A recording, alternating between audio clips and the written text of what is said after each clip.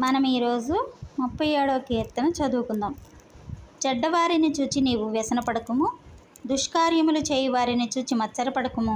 వారు గడ్డి వలనే త్వరగా ఎండిపోవుదురు, పచ్చని పూర వలనే వాడిపోవుదురు. యెహోవా యందు నమ్మిక ఉంచి మేలు చేయుము, దేశమందు నివసించి సత్యమును అనుసరించుము.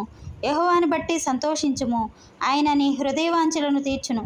నీ మార్గములను యెహోవాకు అప్పగింపుము, నీవు ఆయనను నమ్ముకొనుము, ఆయన నీ కార్యము నెరవేర్చును. ఆయన వెలుగును వలె నీ నీతిని, మధ్యాహ్నము వలె నిర్దోషత్వమును వెల్లడిపరచును. యెహోవా ఎదుట మౌనంగా నుండి ఆయన కొరకు కనిపెట్టుకొనుము.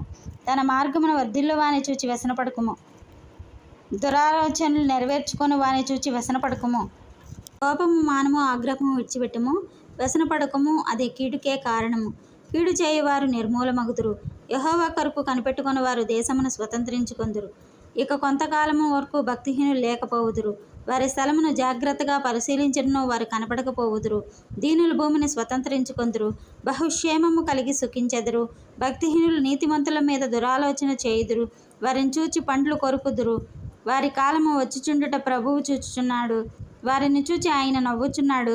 దీనులను దరిద్రులను పడదోయుటకై, యథార్థంగా ప్రవర్తించే వారిని చంపుటకై భక్తిహీనులు కత్తి దూసి ఉన్నారు, విల్లెక్కు పెట్టి ఉన్నారు. వారి కత్తి వారి హృదయంలోనే దూరును, వారి విండ్లు విరువబడును. నీతిమంతునికి కలిగిన కొంచెమైనను బహుమంది భక్తిహీనులకున్న ధనవృద్ధి కంటే శ్రేష్టము. భక్తిహీనుల బాహువులు విరువబడును, నీతిమంతులకు యెహోవాయే సంరక్షకుడు. నిర్దోషుల చర్యలు యెహోవా గుర్తించుచున్నాడు, వారి స్వాస్యము సదాకాలము నిలుచును. ఆపత్కాలమందు వారు సిగ్గునందుదురు, కరువు దినములో వారు తృప్తి పొందుదురు. భక్తిహీనులు నశించిపోవుదురు, యెహోవా విరోధులు మేతభూముల సొగసును పోలియుందురు. అది కనపడకపోవునట్లు వారు పొగవలే కనపడకపోవుదురు. భక్తిహీనులు అప్పు చేసి తీర్చకయుందురు, నీతిమంతులు దాక్షిణ్యము కలిగి ధర్మమిత్తురు. యెహోవా ఆశీర్వాదము నొందిన వారు భూమిని స్వతంత్రించుకొందురు, ఆయన శపించిన వారు నిర్మూలమగుదురు. ఒక నడత యెహోవా చేతనే స్థిరపరచబడును, వాని ప్రవక్తను చూచి ఆయన ఆనందించును.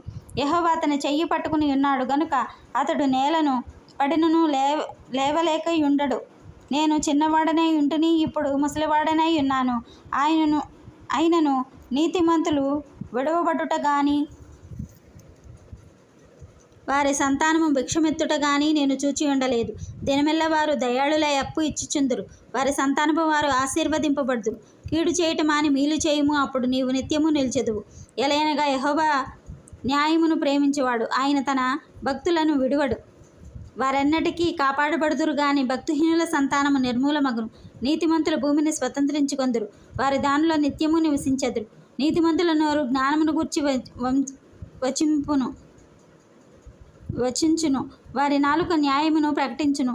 వారి దేవుని ధర్మశాస్త్రము వారి హృదయములోనున్నది, వారి అడుగులు జారవు. భక్తిహీనులు నీతిమంతుల కొరకు పొంచియుండి వారిని చంపజూతురు, వారి చేతికి యెహోవా నీతిమంతులను అప్పగింపడు. వారు విమర్శకు వచ్చినప్పుడు ఆయన వారిని దోషులుగా ఎంచడు. యెహోవా కొరకు కనిపెట్టుకుని ఉండుము, ఆయన మార్గమును అనుసరించుము. భూమిని స్వతంత్రించుకున్నట్లు ఆయన నిన్ను హెచ్చించును. భక్తిహీనులు నిర్మూలము కాగా నీవు చూచెదవు. భక్తిహీనుడు ఎంతో ప్రబలి ఉండుట నేను చూచి ఉంటిని, అది మొలిచిన చోటనే విస్తరించిన చెట్టు వలె వాడు వర్ధిల్లి ఉండెను. అయినను ఒకడు ఆ దారిని పోయి చూడగా వాడు లేకపోయెను. నేను వెతికితిని గాని వాడు కనపడకపోయెను. నిర్దోషులను కనిపెట్టుము, యథార్థవంతులను చూడుము. సమాధానపరచు వారి సంతతి నిలుచును గాని ఒకడైనను నిలవకుండా అపరాధులు నశించుదురు. భక్తిహీనుల సంతతి నిర్మూలమగును, యెహోవాయే నీతిమంతులకు రక్షణాధారము. బాధ కలిగినప్పుడు ఆయనే వారికి ఆశ్రయదుర్గము. యెహోవా వారికి సహాయకుడై వారిని రక్షించును. వారు యెహోవా శరణు జొచ్చి ఉన్నారు గనుక ఆయన భక్తిహీనుల చేతిలో నుండి వారిని విడిపించి రక్షించును. ఆమెన్.